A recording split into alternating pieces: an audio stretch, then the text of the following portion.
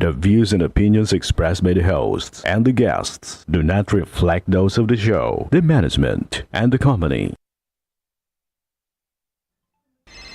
Hello, sa pagkakang tamang oras mismo po ba Joshua ito? Martinez po ito. Aaksyonan po ba agad natin niya? Ora mismo. Tandaan niyo ito yung dating airport.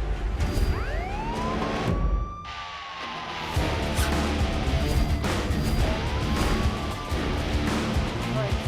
Ano namang kayong dalawa pinagchichismisan yung mga marites kayo, ha?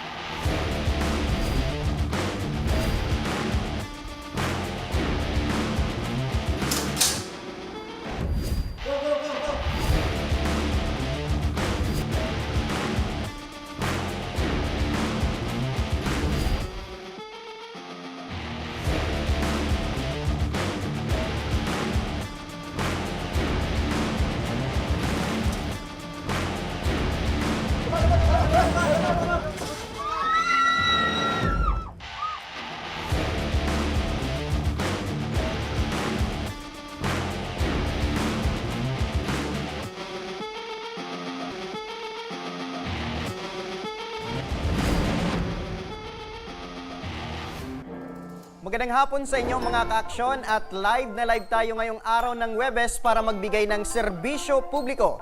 At live tayong napapakinggan sa 90.3 Radyo Oragon Sorsogon, 88.3 sa Catanduanes, 90.7 Legazpi City at live rin tayong napapanood sa ating YouTube account. Napapanood rin tayo sa Congress TV tuwing alas 7 hanggang alas 8 ng gabi.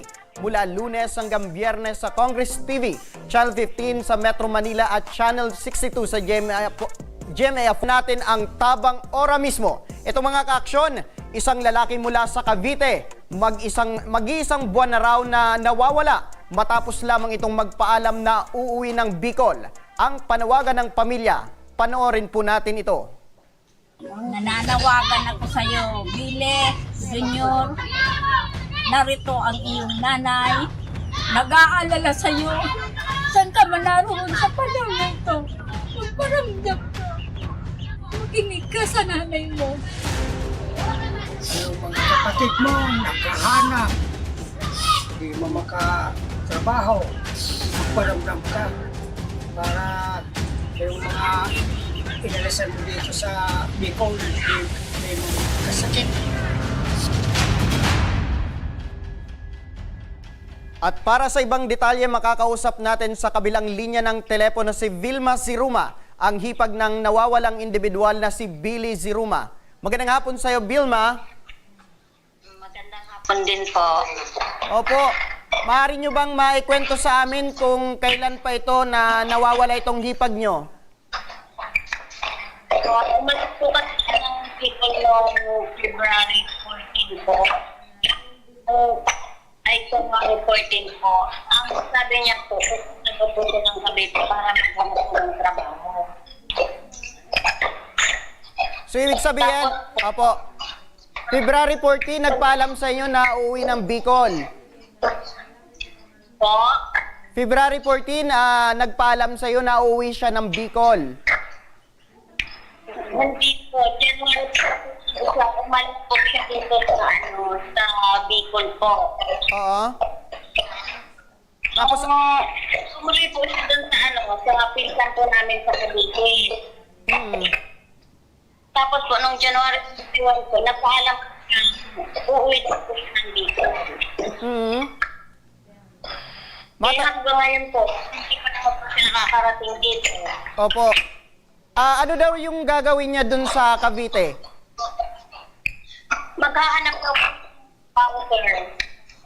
So, ibig sabihin, maghanap siya ng trabaho dun sa Cavite. Opo. At makikituluyan dun sa pinsan ninyo. Opo. Ano raw yung pinakahuling balita nyo dito sa kay Billy?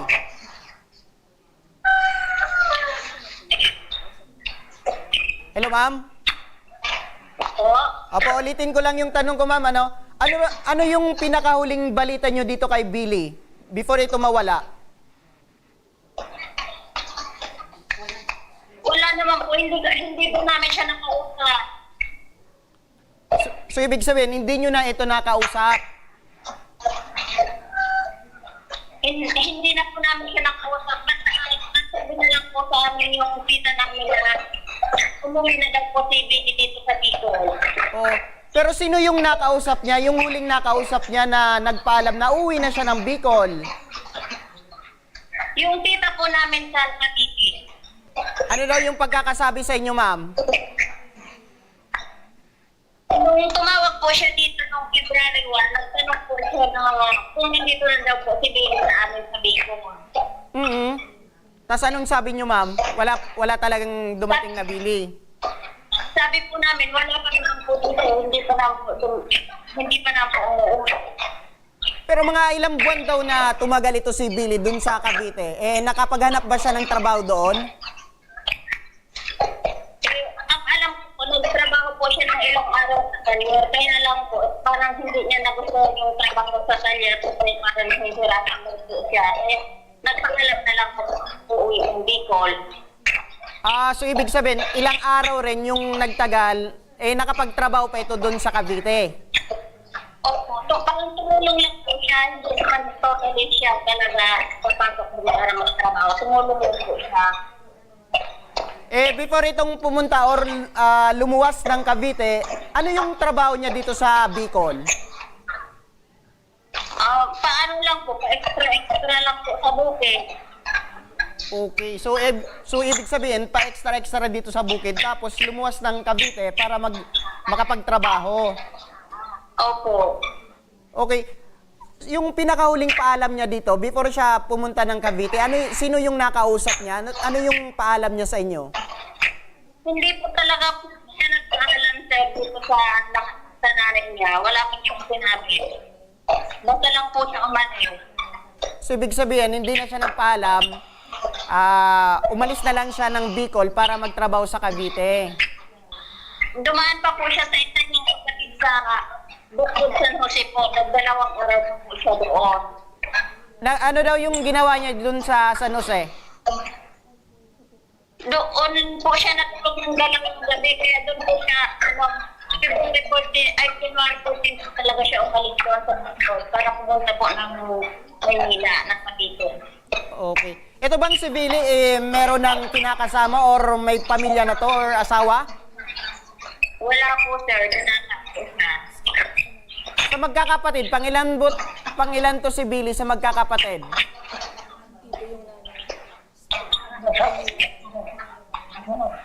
Pangatlo po sir. Pangatlo? Naririnig ko, nandyan ba yung nanay ni Billy? Opo. Maaari ko ba siyang makausap, ma'am? Sige po sir. Apo. Magandang hapon sa'yo, nanay. Ang hapon din po sir. Opo, ang pangalan niyo po, Nanay Glenda, tama ho ba? Ito po. Opo, nanay, may kwento niyo lang, ano yung pinakahuling paalam sa'yo bago ito lumuwas ng Cavite? Ano daw yung gagawin niya doon? Sabi niya po, pagpunta niya doon sa kapit sa San Jose, nag-chat po dito sa amin na maghahanap daw po siya ng trabaho. Pupunta daw po siya sa Cavite. Tapos, paano nyo nalaman na nandun na pala yung anak mo sa Cavite? Nag-chat po. Nag-chat sa'yo sa Facebook? Hindi po dito sa mga anin niya. Sa mga pinsan? Ano daw yung pagpapaalam sa'yo, ma'am?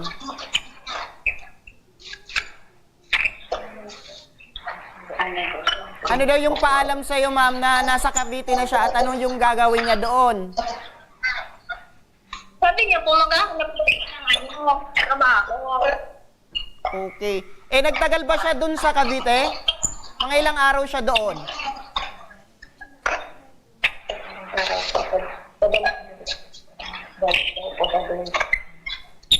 Hello, ma'am? Nung po, ibang araw ba trinabahuhan niya? Mga ilang araw po, ma'am, yung nagtagal siya sa Cavite? Dalawa daw po. O so, ibig sabihin, 2 araw lang, tapos nagdesisyon na siyang umuwi ng Bicol. Hindi pa po. Pumunta ko po siya doon sa kapinsan niya. Mga ilang araw daw, ma'am?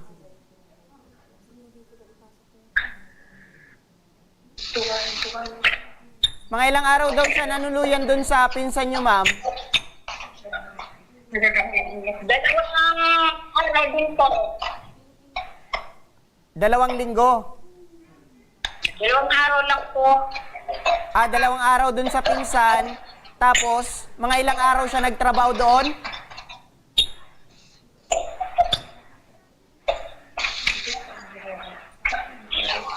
Okay, Ma'am Glenda, balikan po namin kayo. Makakausap rin natin sa kabilang linya ng telepono ngayon si Dennis Siruma, ang pinsan ni Billy at kasama nito sa Cavite. Magandang hapon sa iyo, Sir Dennis. Hello, sir. Opo. Gaano ba ito katagal na nanuluyan sa inyong itong pinsan mong si Billy dyan sa Cavite? Bali po, sir, ganito po yun. Pumunta po siya dito na masyal. Oo. Mga 2 araw po. Tapos pagkatapos po ng 2 araw, sabi niya po, babalik na siya dun sa pinapasukan niya, dun po sa GMA. Ngayon po, hindi naman daw, kaset niya po yung kapatid ko, si Moises, hindi naman daw po dumiretso doon. Nagpalaboy-laboy lang daw po dun sa Turbina. Dahil ang balak daw po, uwi daw po sana. Kaso lang, kulang daw ng pamasahe, kaya pinabalik po dito ng kapatid ko. Nung bumalik po dito, mga 2 araw po, nung 3 araw, nagpaalam na po na uuwi na daw. Pero ibig Yun na sabihin, po yung nawala. oo, so ibig sabihin, nakapagtrabaho pa ito dyan sa Cavite. Opo, nakapagtrabaho din po. Mga 2 araw po. Kailan daw siya nagpaalam sa'yo na uuwi ng Bicol? So, yung exact date? Nung Biyernes po, 31. Okay. Ngayon lang na Biyernes. Di po, nung pitsa 31. Pero nabanggit ba sa'yo ni Vilma na nagpakabiti si Billy para makapaghanap ng trabaho? Kamusta naman yung paghanap daw niya ng trabaho dyan? Nandito po siya sa, sir, sa amin, sir, sa dito sa pinsan ko. Sabi ko, dito ka na lang, huwag ka nang alis dahil mahirap maghanap ng trabaho. Oo. Kaso lang po siya, parang nababalisa ba? Parang may nahanap ka na itong pasukan na trabaho. Sabi ko, huwag ka nang alis dito dahil nga, kung trabaho lang din ang hanap mo, dito ka na lang, kamag-anak mo pa yung mga kasama mo. Hindi pa bago-bago. Pero, Tapos sige, go ahead. Yung po, nagpaalam na sa amin yung mga 3 araw na yun nga, sabi niya hindi niya raw hindi niya daw gusto na yung trabaho dahil nga nahirap siya hirap niya bang ma-pick up yung mga ginagawa namin. Hirap niya mapag-aralan. Okay, so ibig sabihin, nakapagkwentuhan pa kayo na hirap daw siya or hindi niya makuha yung binibigay sa kanyang trabaho. So, yung mga ginagawa namin. Dahil ako, lasero po ako yung gumagawa ng mga jeep. Tapos, ini-insert ko siya. Tinuturuan ko sana mag-welding dito para matuto. Oo. Pero nabanggit ba sa'yo? Opo, nabanggit ba sa'yo? Tapos, sir, nabanggit na sa akin, sabi, nahihiya daw siya dito, kaya umalis. Dahil nga, kumbaga, wala nga siyang masyadong ginagawa. Kaya nagpaalam pang alis na lang daw siya. Kumbaga, yung din naman namin, mas maigi, umuwi ka na lang nyo. Kaysa kako, kung saan ka pa kako magpunta, mag-aalala sa mga magulang mo. Okay. So, ibig sabihin, nung nawalan siya ng trabaho, nung parang napapansin niya na wala siyang naiambag dyan sa inyo, dyan sa Cavite, napagpa siya na umuwi na lang siya ng Bicol. Oo, sir.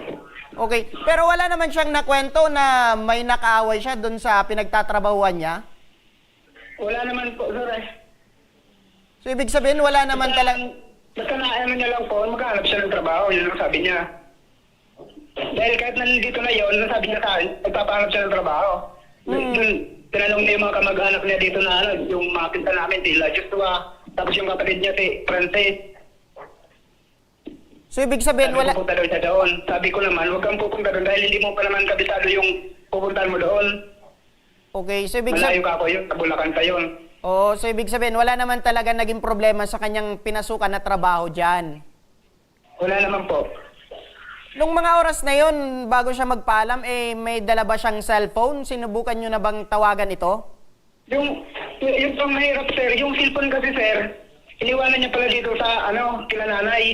Tapos ang bilin daw, sabi niya, may bitaan niya pagka umuwian niya kayo, ibigay niyo na lang itong cellphone dun sa kapatid ko, kay Ate Gay, sabi niya na gano'n. Di naisip namin, ba't iniwanan yung cellphone? Ibig sabihin ka ako, baka hindi umuwi yun. Kaya nag-text na ako dun sa, sa Bicol, tinext ko na yung sila, Gingging, yung pinsan ko, panganay. So, ibig sabihin, Sabi dun... ko, Oo. umalis na ako dito si Unyo, umalis na naman ako dito, baka ako nakauwi na dyan, tinanong ko nakauwi na. So, ibig Sabi wala pa daw. Okay, so ibig sabihin, sir, talagang nung iniwan pa lang yung cellphone sa inyo, nagtaka na kayo kung bakit iniwan sa inyo itong cellphone Oo. at tumawag na kayo sa Bicol. Oo, tinawag ko na po yun sa kanila dyan sa, Tapos ano daw sabi nung sa Bicol na hindi daw ito nakauwi si Billy? Ano daw yung sabi dun sa Bicol na hindi pala ito nakauwi si Billy? Wala, pinatay lang din nila. Dahil panitawag ko po doon sa Bicol, panay-text ko sa kanila kung nakauwi na Okay. Nung mag-tatlong araw na, yun, naghahanap na kami noon. Kamusta na, sir, yung yung 3 araw na paghanap nyo? Kamusta yung paghanap nyo dyan sa Cavite? Wala po kaming makita Meron ba itong mga lugar? Kumbaga pinuntahan nyo yung mga lugar na pinupuntahan niya nung mga araw na nandyan siya sa Cavite? Ang napuntahan lang po ni Francis yung Paturbina. Paturbina. So sa GMA po, may mga ako doon, may mga kakilala, tinanong ko sila Ate Amy kung nagawi doon, wala rin daw. Kasi doon siya dati nagtatrabaho Pero nung araw na sabi niya, yung binigay yung cellphone, tas uwi na siya ng Bicol, sino ba yung kasama niya na papunta dun sa station ng bus? Wala po, siya lang mag-isa. Dahil noong oras po nung nagtatrabaho na ako, sir Oo, so ibig sabihin, mag-isa lang siya na nagpaalam sa inyo na uwi na ng Bicol. Oo, kasi nagtiwala naman ako kasi yung dati kami, nakauwi na yung Bicol, mag-isa, nung nasa GMA pa siya. Kaya ako, sabi ko, alam mo nang, patayin na ako pa uwi. Sabi niya, oo, alam ko na niya. So ibig Dahil sabihin, mag-isa lang dito yung nagbiyahe papunta dito so ibig sabihin, Nakuha niya rin papunta rito. ang paalam niya sa'yo, alam niya na raw ang papunta dun sa bus station, kaya ayaw niya nang sumama ka, papunta dun. Oo. Natatandaan mo ba ang huling kasuotan ni Billy? Meron ba itong mga dalang bag bago ito umalis? May dala po siyang bag, tapos nakadamit na blue t-shirt. Tapos naka-chinelas lang sa short na black. Tapos may nasabi ba sa'yo na meron siyang pamasahe? O tinanong mo lang kung meron pa siyang pamasahe nung mga araw na yon? Sabi po ng nanay, meron naman daw po dahil inabutan pa yung pinsa ko nito ni Kuya Joey ng pera. Dahil binigyan pa siya ng pera. Tapos ito, sir, na insidente napaabot na sa kapulisan. Hindi pa, sir. Hindi pa. Pero Hindi yung... pa, wala. Pero na-report pa dito sa, yung sa barangay Tanod, nabi ko. Okay. Pagkatapos, makita ka ako ninyo, ipagbigay alam sa akin. Okay, so ibig sabihin, dyan sa lugar nyo, sa barangay nyo lang na-report, doon sa Bicol, na-report ba ito ng pamilya ni Billy?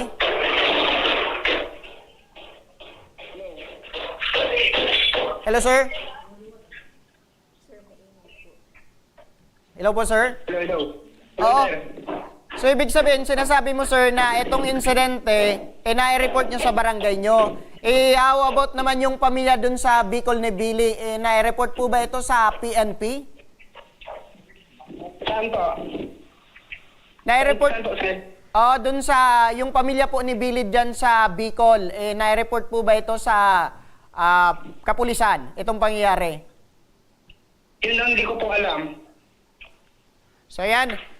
At para dyan, nasa kabilang linya ng telepono si Police Staff Sergeant Lorenzo Tuyay, ang Police Community Relations ng Presentasyon Municipal Police Station sa Camarines Sur. Magandang hapon po sa inyo, Sargento. Magandang hapon po naman po. Opo, sir, may dumulog po sa aming tanggapan. Ito pong taga dyan po sa inyo sa presentasyon na lumuwas po ng Cavite at sabi uuwi ng Bicol pero hindi nakauwi ng Bicol. Ito po bang insidente ay naipabot sa inyong tanggapan? Opo, naipabot po ito sa aming tanggapan, ngunit po kami din po ay nagsagawa ng aming action taken at nagbigay po kami ng mga contact numbers para sa pamilya na upang mahanap po itong Billy si Roma Jr. po. So, kamusta na yung naging niyo, sir? Yung naging investigasyon regarding po dito sa pagkawala ni Billy? Sa ngayon po, naki-coordinate kami ngayon kay Barangay Captain ng Barangay Buenavista doon po sa address ni Mr. Billy si Roma.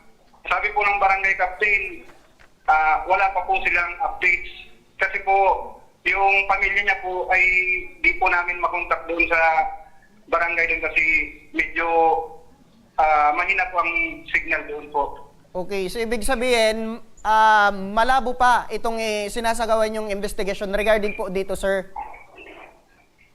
Wala pa po, as of now po, wala pa pong updates po sa amin. Okay, pero lumalabas ba sa investigation, sir, kung ano yung huling bus station na sinakayan nito ni Billy before ito mawala? Yung ma'am, yung base sa report po ng pamilya po dito, pamilya po ni Billy, noong January 12, umalis po siya ng Barangay Buenavista Presentasyon, papunta po ng Barangay Buklod, San Jose. At doon po siya sumakay ng bus. Papunta po ng destinasyon niya sa Cavite. And nakarating naman po siya sa Cavite, ma'am. Tapos yun ang huli, sir? Apo. Nakarating po siya ng Cavite ng January 13. At nung yung report po ng kapamilya is nung January 31, umalis po siya ng Cavite. At ang sabi nga po, papunta po ng pauwi po ng Barangay Buenavista Presentasyon. Pero hanggang ngayon po, ma'am, wala po, hindi po siya nakauwi. So, okay. Pero, sir, matanong ko lang po dyan sa presentasyon PNP, eto ba si Billy si Roma meron dyan record? Ay, wala po, ma'am. Wala po siyang record dito. Okay. So, ibig sabihin na talagang malabo lang talaga kung saan sumakay itong si Billy pauwi ng Bicol. Yun nung inaalam po ninyo. Opo. Pero sabi po ng kapamilya, sigurado po sila na pauwi po siya ng Bicol noong January 31. Galing po ng Cavite. Pero wala po talaga, hindi po talaga nakaabot sa kanila. Okay. Dahil dyan po, Sargento, ano po ang dapat na asahan na proseso ngayon ng pamilya na ngayon labis na nag-aalala dahil sa mag-isang buwan na itong nawawala at wala pa silang contact dito kay Billy si Roma? Sa ngayon po, ang Presentasyon Municipal Police Station sa pangunguna po ng aming officer in charge, sa Police Major Rodolfo V. Ramos Jr., hanggang ngayon po ay ginagawa pa po namin yung pag-communicate, pag-coordinate sa mga lugar na pwede nitong pagpuntahan ni Mr. Billy si Roma Jr. At sa pamilya niya po, sa barangay captain at sa lahat po ng mga barangay captain dito po sa bayan ng Presentasyon ay nakipag-coordinate na din po kami na kung sakaling may impormasyon sila tungkol dito sa Mr. Billy si Roma Jr. ay idulog sa aming tanggapan o kaya tumawag po sa aming hotline. Ang hotline po namin ay nakapaskil naman po sa mga establishment dito sa aming Facebook page. Andito po yung hotline namin. At makipag-coordinate lang po dito sa police station o Presentasyon Municipal Police Station po. Opo, tama po, Sargento. Pati ang aming team ay makikipagtulungan po sa inyo para sa mabilisang pagkakahanap nitong si Billy si Roma. Maraming salamat po, Police Staff Sergeant Lorenzo Tuyay, ang Police Community Relations Officer ng Presentasyon Municipal Police Station dyan sa Camarines Sur. Maraming salamat po, sir. Maraming salamat din po, sir. Ayan, at balikan natin ang hipag ni Billy na si Vilma at si Dennis. Hello, ma'am, Vilma. Hello po. Apo, ito na po yung pagkakataon nyo na pwede kayong manawagan sa publiko kung sino man ang pwedeng makatulong at makapagtuturo kung nasaan po si Billy si Roma.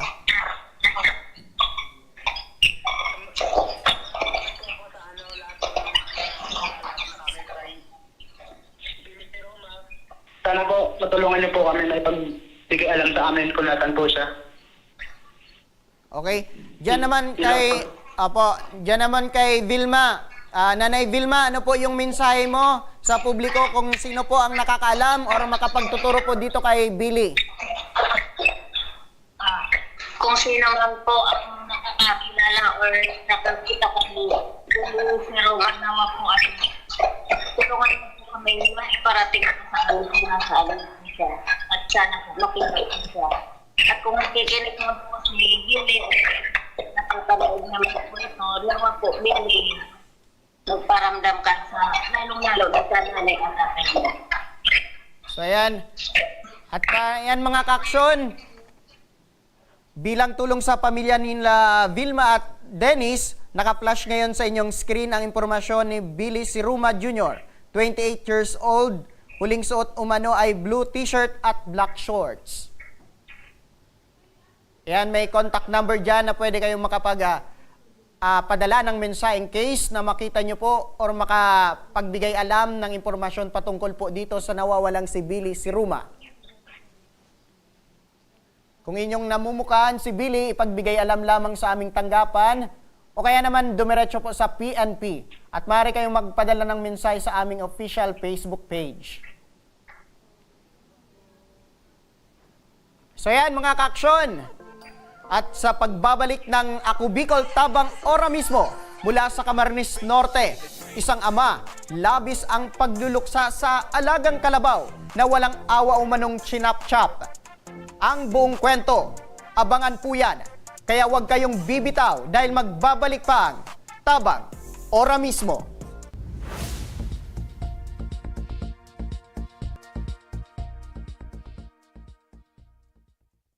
Marahin aldaw sa Indo Gabos. Ang aldaw na ini ay para sa Indo, para sa tuyang mga kababayang Bicolano na nangangaipuhan kan kalinga, asin manlain-lain na medikal na serbisyo. Ini po ang sa tuyang dalan para makapaghatod kan serbisyo maski guraano ini karayo o karani ang sa Indong kinamumugtakan. Ang Tarabangan Caravan ay saro pong inisyatibo kan Ako Bicol Party List na igwang layunin na darahon ang serbisyo medikal asin dental direkta sa saindong mga komunidad. Aram po niya to na daigabos may kakayahan o pagkakataon na makaduman sa ospital o klinika. Kaya't kami na po ang nagrarani sa Indo. Kaibahan ang matitibay na doktor, dentista, medical personnel, asin mga volunteer kan Ako Bicol Party List. Libre po gabos ang serbisyo medikal, dental, laboratory, asin mga bulong. Wala po kamo na dapat ihadit sa gastusin taini ay para sa indong kalusugan. Kaiba taman po ang satuyang programa ang libreng gupit asin masahe para sa satuyang mga kababayan. Maliban digdi, may local recruitment activity man kita ngunyan. Ini po sarong biyaya para sa satuyang mga kababayan na nag-aanap kitrabaho. Sana po ay makatabang ini sa Indo. Tangani, makaanap ki mga bagong oportunidad para sa Indong pamilya. Mga kababayan, buya ko pong ipaabot sa Indo na ang Ako Bicol Party List permi yaon para sa Indo. Sadto, ngunyan, asin sa maabot. Kami po ay padagos paglilingkod sa bawat Bicolano. Kami po ay nagpapasalamat sa saindong padagos na suporta. Habang yaon ang suporta kan kada Bicolano sa Ako Bicol Party List, padagos po niya to dadarahon ang mga programa na direktang nakakapiktar asin nakakatabang sa Saindo Gabos. Sa giraray, dakulang pasasalamat po sa indong pagtangkilig asin pagtitiwala naway Padagos niya itong ipangadji ang mga kalusugan, asin kaligtasan kang bawat saro. Padagos po kitang magtarabangan, asin magkasararo para sa mas malusog, asin masiglang Bicolandia. Nakulang salamat po, asin maray na aldaw sa Indogabos.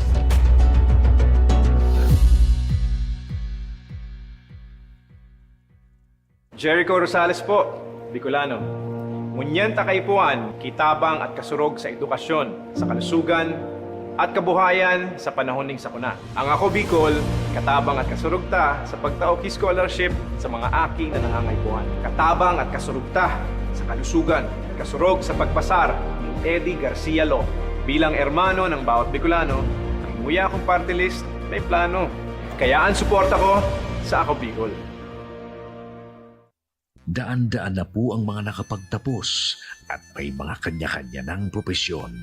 Sa kanilang pagpupunyagi, walang masidlan ang kanilang mga ngiti. Inot sa Gabos, nagpapasalamat po ako sa AKB. Gusto ko lang po magpasalamat sa Ako Bicol sa opportunity na tigtatao po arag po sa kuya na estudyante. Dahil naandyan lang, katuwang lagi, Ako Bicol, katabang na, kasurog pa. Hindi rin nagpahuli sa pagtugon sa mga pangailangan ng ating mga healthcare workers at mga frontliners. Sa simula pa lang nitong pandemya, hanggang sa ngayon, walang humpayang pagtulong. Ay, nagpapasalamat po ako sa pagtaunin tabang hali sa Ako Bicol Party List. Salamat kong dakula sa duwang congressman. Tayo nakakatabang sa muya sa gabi. Maaasahan, Ako Bicol, katabang na, kasurog pa.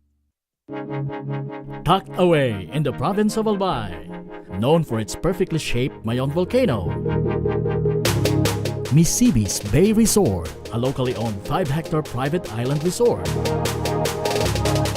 The resort is ready for all those looking to balance tranquility and adventure.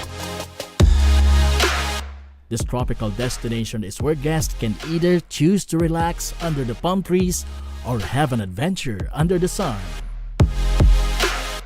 It features modern and luxurious rooms and villas, recreational facilities, and sophisticated services.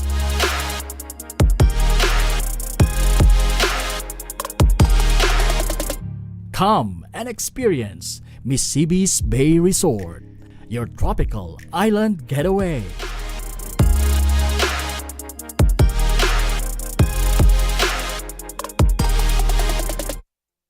Problema sa tubig, agarang binigyang solusyon. Nagpatayo ng mga solar-powered water supply system sa mga liblib na lugar. Libre, malinis at maaasahang supply ng tubig 24/7. Ako lang ng pagpapasalamat niya mo. Dahil may ikamalilingan habang kami nabubuhay. Nakulaon nining tabang para sa Gabos na tao digdig. Salamat po. Para sa ating mga kababayang nasa laylayan, Ako Bicol, katabang na, kasurog pa. Libo-libo na ang mga nabigyan ng tulong medikal. Bata, matanda, kahit sino man, lahat ng mga may karamdaman, may maaasahan.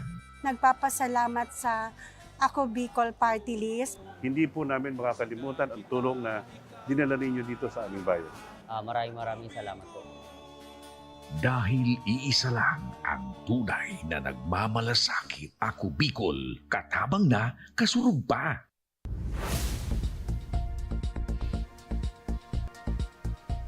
Nagbabalik ang tabang ora mismo. Ito naman mga kaaksyon mula sa Camarines Norte. Isang ama ang labis ngayon ng pagluluksa matapos nakatayin ang kanyang alagang kalabaw. Kwento ng kanyang anak na si Louie Llames. Umaga ng February 12, napansin daw ng kanyang ama na si Wilfredo na wala ng alagang kalabaw nito sa pinagtaliang pwesto malapit lamang sa kanilang bahay. Kaya naman dali-dali rin silang itong pinaghahanap. At laking gulat na lamang nila nang makakita sila ng piraso ng karne ng isang kalabaw. At kanila itong sinundan at natunto ng patay ng alagang kalabaw nito na wala ng mga hita at ulo. Dahil sa pangyaring ito, hindi na muling makausap ng maayos si Tatay Wilfredo at tila hindi na rin kumakain araw-araw. Yan, mga kaaksyon, ang kalunos-lunos na sinapit ng alagang kalabaw ni Tatay Wilfredo. Naputulan na ng ulo at binti. At sa kabilang linya, makakausap natin ngayon ang kanyang anak na si Louie. Magandang hapon sa iyo, Louie. Magandang hapon din naman po. Opo, kamusta na ang kalagayan ni Tatay Wilfredo? So ayun po, medyo hindi okay kasi dinadamdam niya pa rin yung pagkamatay ng kanyang alaga. Opo, para sa ating mga taga-panood at taga-pakinig, mayroon nyo bang maikwento sa amin kung ano talaga yung nangyari nung mga oras na yon? So ayun po, yung father ko kasi, routine na niya yung everyday, every morning, binibisita or tinatanggal niya sa pagkakatali yung kalabaw kasi kinukuha niya para ilipat sa madamong lugar. Day before na nangyari yan, hapon, inilagay niya doon sa lupa na inaalagaan ng kapatid ko. So, ibig sabihin, doon mag-overnight yung kalabaw. Ang distance sa bahay namin is around mga half kilometer. Apo. Nung gabi, doon nilagay sa inaalagaan ng lupa ng kapatid ko. And then, nung kinaumagahan na para kunin na at itatali uli sa another area para doon pakainin, wala na doon sa pinaglagyan niya, doon sa pinagtalian niya doon sa kalabaw. Wala na doon sa area, wala na doon sa lupa ng kapatid ko na inaalagaan. So ayun, nabother yung father ko kasi akala niya, nakawala lang o nakaalis lang doon sa pagkakatali. And then, wait lang. So yun po. Tapos immediately tumawag siya ng rescue or ng katulong para hanapin kasi akala nakabitaw lang dun sa pagkakatali. So hinanap nila. So along the way na naghahanap sila, siguro mga ilang oras din nakalipas, mga 3 to 4 hours na hinahanap. Medyo malayo-layo na narating nila, siguro mga 2 kilometro or ganon. Nakakita sila ng mga karne nung parang sa kalabaw, parang mga tipak ng karne papunta doon o doon nangangalat doon sa may lupain. So, yung mga ilang metro lang yung layo doon sa may tipak ng karne, nakita nung tatay ko personally, yung kalabaw is nakatali yung ulo sa puno ng niyog, may saksak sa liig, and then wala na yung parteng malaman sa may likuran, sa may hita. Opo, matanong ko lang, Sir Louie, ito bang alagang kalabaw ni Tatay Wilfredo nag-iisa at matagal na ito talagang alaga ni Tatay Wilfredo? Yes po, yan ay matagal lang masyado. Bata pa ako noon. Parang high school pa nga lang ako, alaga na yun ng father ko Siguro mga 10 to 15 years na yan, ganon. Tapos, parang grabe na yung sobrang attached yung tatay ko doon kasi parang sa dami ba naman ang pinagdaanan nilang dalawa. Okay. Na magkasama sa paghahanap buhay. Kasama yun ng father ko sa paghahanap buhay dun sa bundok na sinasaka ng tatay ko. Okay. So, yun po. Kumbaga, tinuring na ng tatay mo na kapamilya itong alaga niyong kalabaw dahil nakakatulong ito sa pagsasaka ni Tatay Wilfredo. Yes po, parang na yan. Parang anak niya na yan. Actually, minsan hindi siya sumasama sa pag may mga outing kami, pag may mga halimbawa, mag-aalis kami ng province, mag-out of town. Hindi siya sumasama kasi, yun nga, wala magbabantay dyan sa alaga niya, dun sa alaga niya na yun. So, ganun ka-importante itong alaga talaga ni Tatay Wilfredo? Yes, exactly, opo. Pero nung mga oras na yon bago ito na nakita niyong wala ng buhay itong kalabaw, may napansin ba kayo nung mga oras na yon? Actually, wala Wala po kaming napansin na kakaiba.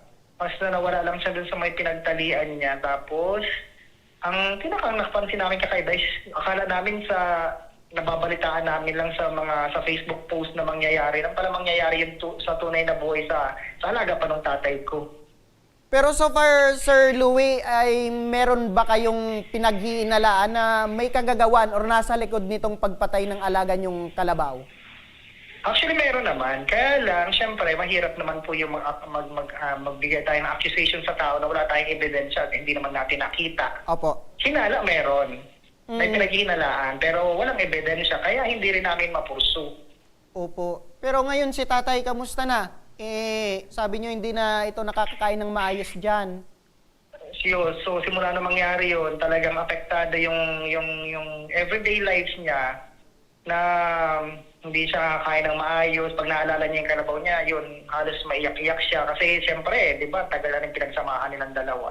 Okay na sabi nga niya, mas okay na hindi na niya nakita yun kung sakali. Kaysa nakita niya na gano'n yung kalagayan. Okay. Kasi sabi niya na sa amin di ba, yung sabi niya sa amin nung trinay namin biruin niya na ibenta namin yung kalabaw, sabi niya nun, mas gugustuhin pa niya na mamatay na lang sa katandaan yung hayop niya kaysa makita niya na binibenta.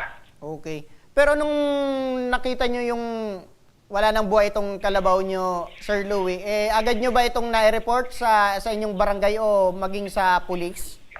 Actually, yung kapatid ko, ina-report agad siya dun sa pulis kasi malapit man lang yung police station dun sa amin. Sa pulis, unang pumunta yung kapatid ko, syempre out of, tawag dyan, yung pagmamadali, yung na-shock kami So, ang tendency, kung sino yung pinakamalapit na pwedeng pagsumbungan. So, sa pulis kami pumunta.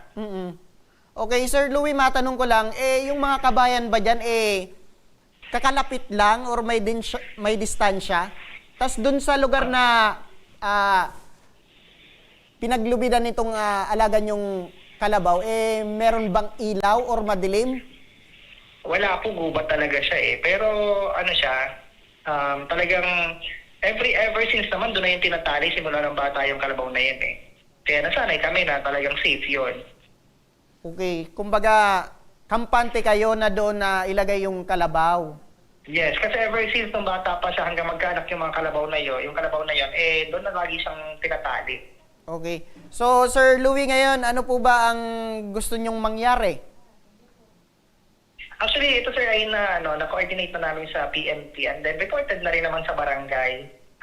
Hinahayaan na namin gumulong yung investigation, pinapaubayan na namin sa police kasi syempre ayaw na namin. Yung father ko kasi nakikita ko pag nababanggit sa kanya, grabe pa rin yung impact. Kaya as much as possible, hindi na namin sa kanya inuulit. Pero syempre, hindi nawawala sa amin yung kailangan namin makamit yung hustisya kasi hindi lang basta hayop at hindi lang basta kalabaw na may value yun Part yun ng family namin. And yun ay, tawag dyan, mahalagang sobra sa tatay namin. Kaya gusto talaga nila makuha yung justice na dapat. And dapat managot yung tao na gumawa nun. Kasi syempre, awareness dun sa iba na may nangyayaring ganito. Kung meron ka, Sir Louie, na mensahe dun sa may gumawa nitong karumal-dumal na pagpatay dito sa kalabaw nyo, ano po yun? Siguro, masasabi ko sa kanya dapat hindi na niya gawin ulit. Kasi ang hayop naman is kahit kalabaw lang yan. Kung sa kanya ay okay lang na pumatay ng ganun. Pero sa mga tao na yung napamahal sa kanya yung hayop na inalagaan ng ilang taon, hindi yun kayang palitan ng another hayop o hindi kayang palitan ng pera. Opo, o tama hindi po kayang yan. palitan ng makita ka namin nakakulong. Opo. Kasi ang kinuha mo kasi ay parang buhay at yung kaligayahan ng magulang namin. So, dapat hindi mo ginagawa yan kasi kahit hayop yan may buhay yan. And imagine mo na lang yung tao na nag-alaga niya kung gaanong sakripisyo para yan ay ma-maintain na buhay, ma-maintain na malusog. Saka yung pinagsamahan, ang hayop naman ay para ding tao. Hindi lang nakakapag-isip ng maayos, pero yung pagmamahal mo dapat ay nandyan sa kanila. Kasi katulong mo yan everyday. Kaya huwag sanang gagawin yung mga ganong bagay kasi ang nasasaktan ay yung may-ari and then syempre kawawa din yung hayop na pinagawa natin ng masama. Opo, maihabol ko lang, Sir Louie, willing daw kayo magbigay ng pabuya sa pagkakaturo nitong suspect? Ayaw po. Ako po mismo personally, kaya ko magbigay ng pabuya or magbibigay ako ng pabuya. Maituro lang po sa amin na meron siyang ebidensya na talagang ang gumawa noon. Kaya ko magbigay ng malaking halaga para at least malaman lang namin or kasi hindi lang naman ito sa amin nangyari Kasi doon sa pagtatanong-tanong ko sa doon sa barangay din na yun, may mga nangyaring ganito. Hindi na nagkaroon ng lakas ng loob na i-report sa mga pulis. Siguro dahil at sa katahimikan na lang din. Sabi ko, willing ako magbigay. Basta may turo lang sa akin na may ebidensya para magbigay naman ng justice yung pagkamatay. Opo, kumbaga pag hindi na maulit. Opo, kumbaga pag nadakip na itong may kagagawan, kahit papaano maibsan ang kalungkutan ni Tatay Wilfredo. Yeah, tama po, tama. Opo, dahil dyan, nasa kabilang linya na rin ng ating telepono si Kapitan Emmanuel Andaya ng Barangay Talubatib, Labo, Camarines Norte. Magandang hapon po sa iyo, Kapitan. Magandang hapon naman, boss. Opo, ito po bang insidente na may pinatay na kalabaw nai-report sa inyong barangay? Nai-report po yan sa, napablatter po yan sa Lagbook ng Tanod plus doon po sa PNP. Kasi po dito sa amin, ang PNP po nandito rin sa aming barangay, sa aming barangay hall. Kaya PNP po dyan nag-iimbestiga na tutulong para kung ano man po yung mga impormasyon na makalap nila para matukoy yung may kagagawan ay pilit po nila inaalam kung bakit nangyari yan at sino may kagagawan. Opo. Kap, maitanong ko lang ito po ba yung unang beses na may nangyaring pangatay ng kalabaw po dyan sa inyong barangay o meron may nangyari? Actually po, di lang dito sa aming barangay, dito po sa bayan ng Labo, may po mga nakaraang taon, may nangyari na po dyan. Pero hindi po ganyan na pinirhisyo lang, kinuha ang isang hita. Yung pong mga naunang pangyayari, talagang kinukuha, tinitira lang ay ulo at balat. Pero yan, ayon po doon sa blatter, isang paa lang ang kinuha. Kumbaga sa pinirhisyo lang. Opo.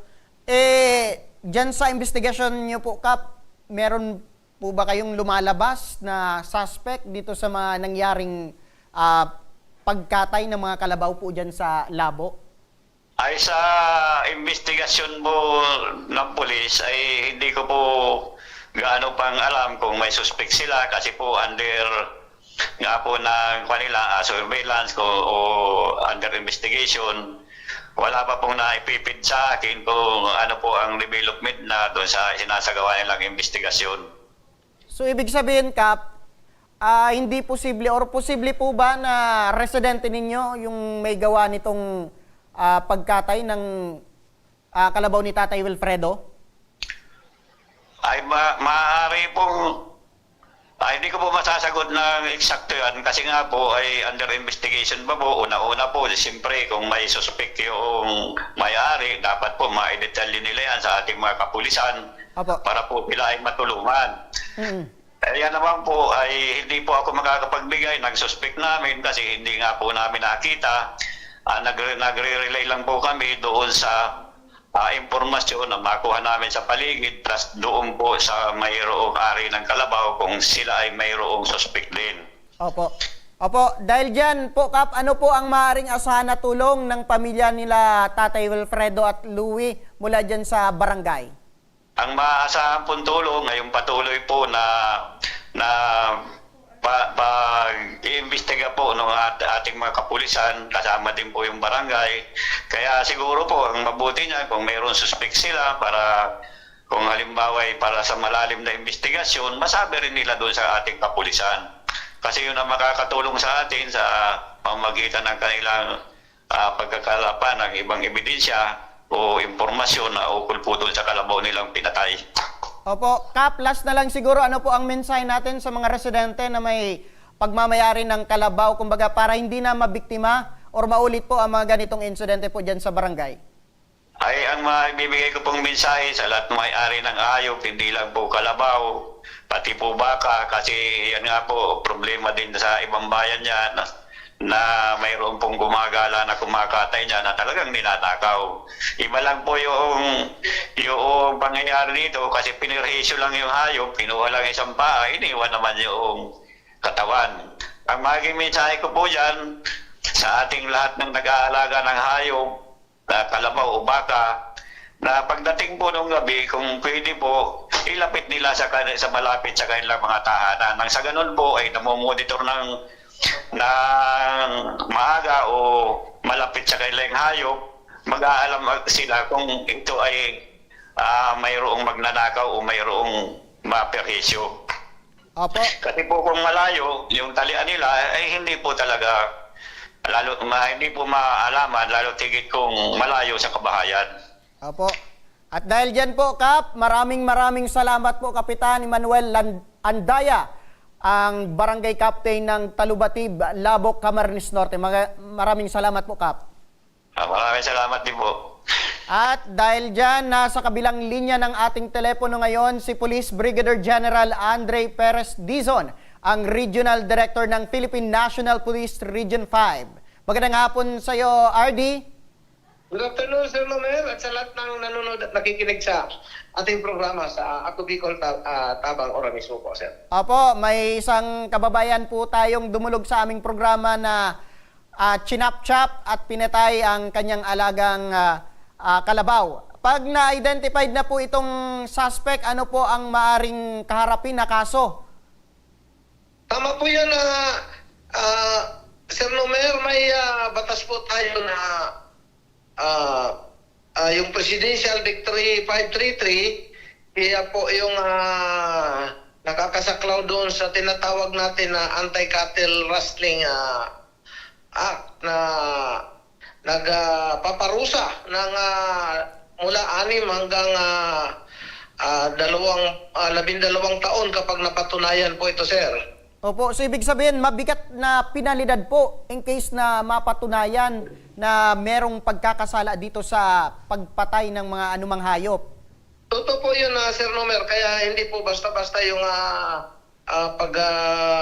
pagtrato at pagpatay ng mga cattle natin po, sir. Opo, dahil dyan po, RD, ano po ang pwedeng asahan na proseso ng pamilya ni Tatay Wilfredo mula sa PNP? Pwede po silang dumulog sa Paracali o kaya sa Labo Police Station para mag-file ng case laban doon sa suspect po, sir, at ipapile po yan sa piskalya. Doon po malalaman natin kung ano ang decision po ng piskal po, sir. Opo, dahil dyan, maraming salamat po ang isa sa pinakadedikadong Police Brigadier General Andre Dizon, ang Regional Director ng Philippine National Police Region 5. Diyos mabalo, Sir Nomer, at sa team ng Ako Bicol Tabang Ora mismo po, sir. Opo, dahil dyan, balikan natin si Louie. Yes po, hello po. Opo, narinig niyo po na handa ang PNP na tumugon at para sa mabilisang pagkakadikip nitong suspect natin, sir. Ano po yung mensahe natin? So yun po, thank you so much po kasi kahit papaano is nabibigyan po or mabibigyan, may chance na mabigyan ng katarungan or ng justice po yung pagkamatay o pagpatay doon sa alagang hayop po ng magulang ko. So kahit papaano po ay nakadagdag po sa pag-asa na pinangahawakan namin na may mga tao pa rin po o hindi pa po binabaliwala yung ganong kaso. Opo, Sir Louie, panalangin din po namin na maging okay na po ang kalagayan ni Tatay Wilfredo. Thank you so much po. At yan ang ating mga natungayan at ora mismong inaksyonan ngayong hapon. At para naman sa mga nais humingi ng tulong sa aming programa, panoorin po natin ito. Sa may mga problemang legal at medikal na nais humingi ng tulong sa ating programa, maaari po kayong magsadya sa aming tanggapan sa ground floor Embarcadero de Legazpi, Victory Village, Legazpi City. Bukas po ang aming tanggapan mula Lunes hanggang Sabado, alas 8 ng umaga hanggang alas 5 ng hapon. Sa mga nasa Metro Manila naman po at kalapit na lugar, maaari rin po kayong humingi ng tulong sa Action Co Center sa North Wing ng Batasang Pambansa. Magpunta lamang po kayo tuwing araw ng Lunes, alas 8 ng umaga hanggang alauna ng hapon. Para naman sa mga taga Caloocan City, bukas na rin ang ating Action Co Center sa Barangay 175 Multipurpose Hall, Caloocan City tuwing Miyerkules, mula alas 10 ng umaga hanggang alas 12 yan ng tanghali, mga kaaksyon. Maaari na rin po kayong magtungo sa Ako Bicol Tabang Ora mismo ni Congressman Saldico sa Camarines Norte, sa Provincial Capitol Building, Barangay 3, Daet, Camarines Norte. At para naman sa mga taga Camarines Sur, maaari na rin po kayong dumulog sa Zone 2 Tagungtong, Goa, Camarines Sur. Bukas po ang aming tanggapan mula Lunes hanggang Biyernes, alas 8 ng umaga hanggang alas 4 ng hapon. Maaari din po kayong magpadala ng inyong mensahe sa aming official Facebook page na Ako Bicol Tabang Ora mismo. Kahit anong reklamo ay amin pong tinatanggap. Huwag niyo rin pong kalimutan i-follow ang aming mga official social media account sa aming Facebook account, YouTube at TikTok account, Ako Bicol Tabang Ora mismo. At hanggang bukas, sama-sama nating aksyonan ang mga problemang medikal at legal. Ito ang programang May Paninindigan, tutugon sa inyong pangangailangan. Ako, si Nomer Corporal, at ito ang Tabang Ora Mismo.